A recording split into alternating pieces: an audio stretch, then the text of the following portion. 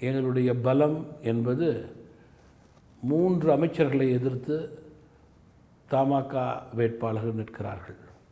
இன்றைக்கு திமுக அரசை வீட்டுக்கு அனுப்ப வேண்டும், ஊழல் பெருகியிருக்கிறது, அதற்கு காரணம் அமைச்சர்கள் என்று மக்கள் நம்புகிறார்கள். அப்படிப்பட்ட தொகுதிகளிலே வெற்றி வாய்ப்பை வியூகத்தோடு மக்கள் மனநிலைக்கு ஏற்றவாறு செயல்பட்டு உறுதிப்படுத்துவோம். இந்த 5 தொகுதிகளும் தமிழ் மாநில காங்கிரஸ் கேட்ட தொகுதிகளா அல்லது சில தொகுதிகள் மாறி இருக்கா?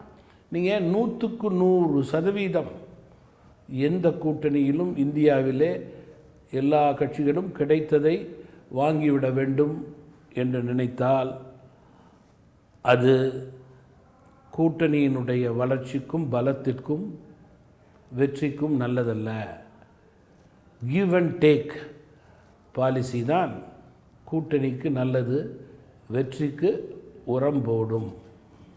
அதிமுக இதுவரைக்கும் வெற்றி பெறாத கிள்ளியூர் தொகுதி, அதே மாதிரி பல தேர்தல்களாக திமுக வெற்றியை நிலைநாட்டுற தொகுதிகள் அப்படின்னு அதிமுக வெற்றி வாய்ப்பு தனக்கு இல்லாத தொகுதிகள் அப்படின்னு பார்த்து தேர்வு செஞ்சு தமிழ் மாநில காங்கிரஸ்க்கு ஒதுக்கீடு பண்ணியிருக்காங்கன்ற விமர்சனம் எழுது. அது நீங்கள் அந்த தொகுதியிலே எங்களுக்கு வெற்றி வாய்ப்பு அதிகமாக இருக்கின்றது என்றால் விமர்சனங்கள் அதிகமாக வரும்.